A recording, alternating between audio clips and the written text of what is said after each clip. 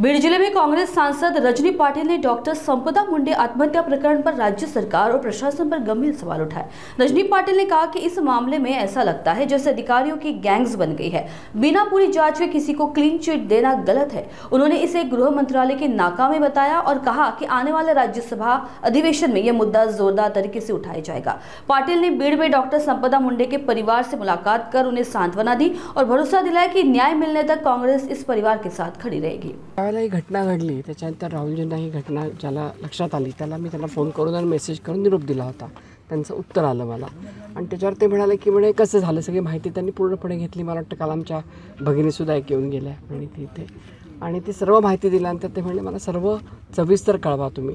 मला जे या कुटुंबियांना भेटल्यानंतर संपदांच्या कुटुंबियांना भेटल्यावर कळलं ते म्हणजे त्यांची तक्रार बेसिकली कुंपणच ज्याला शेत खातं त्याला न्याय कोणाकडे मागायचा, कारण ज्याच्याकडे ती न्याय मागत होत्या मग ते गृह खातं असो अथवा आरोग्य खातं असो त्या लोकांनीच त्यांना हॅरॅस केला असं त्यांचं म्हणणं आहे। आणि याच्यामध्ये कुठेतरी शंका अशी यायला लागली की ती खरोखरच आत्महत्या होती का हत्या होती ही शंका आता यायला लागलेली आहे। आणि त्यामुळे निष्पक्षपणे पातळीपणाने याची चौकशी झाली पाहिजे, SIT स्थापन झाली पाहिजे ही आमची मागणी आहे। आणि ह्याच्याही पलीकडे जाऊन जे SIT होणार आहे ती SIT सातारामध्ये नको तर आमच्या बीडमध्ये याची हे, कारण यांच्या कुटुंबियांना सातत्याने त्रास होईल। त्या 2-3 प्रमुख मागण्या यांच्या कुटुंबियांनी केल्या।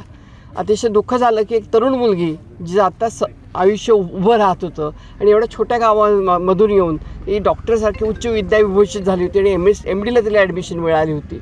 अशा मुलीला स्वतः हा मार्ग स्वीकारावा लागला किंवा तिला स्वीकार करायची वेळ आली तर मला असं वाटतं की कुठेतरी ह्याची चौकशी झाली पाहिजे। आपण नुसतं म्हणतो की बेटी पढाओ बेटी पढाओ, परंतु या ज्या माझ्या मुली शिकतात, भगिनी शिकतात, त्या भगिनींना कुठे न्याय मिळत नाही। एवढ्या शिक्षित मुलीला जर अशा प्रकारे समोर जावं लागत असेल तर बाकीच्या मुलींचा विचारच नको। आम्ही सरकारला विचारू इच्छितो की अशा प्रकारे तुम्ही स्त्रियांना, महिलांना आणि आमच्या भगिनींना अशा प्रकारे तुम्ही सुरक्षितता देणार आहात का? आणि ही तुमची सुरक्षितता असेल तर हे काय तुमचं डबल इंजिन सरकार असून सुद्धा आमच्या मुली सुरक्षित नाहीत हे कुठेतरी वाईट आहे। माननीय आदरणीय राहुल गांधी हे या संदर्भामध्ये लक्ष घालतील, त्याच्यामध्ये आम्हाला योग्य तो न्याय, कारण प्रत्येक वेळेला पीडितेच्या मागे उभं राहण्याचं काम कुठलेही पीडित असो या समाजामधला त्याचं काम राहुलजी गांधी यांनी केलेलं आहे अनेक वर्षामध्ये, त्यामुळे ते निश्चितपणे ह्याच्यामध्ये लक्ष घाल। आम्ही राज्यसभेच्या सभागृहात मी निश्चितपणे हा विषय पहिल्यांदा गेला, कारण आमचा 15 तारखेपासून साधारण अधिवेशन सुरू होणार आहे। राज्यसभेमध्ये हा निश्चितपणे विषय मांडणार आणि आम्ही राहुलजींनाही विनंती करणार की लोकसभेमधनं मांडून विरोधी पक्षनेता म्हणून हा विषय उचलून धरला पाहिजे, कारण आमच्या बीड जिल्ह्यामध्ये अशा प्रकारच्या घटना वारंवार का घडतात ह्याचा कुठेतरी आपल्याला विचार केला पाहिजे।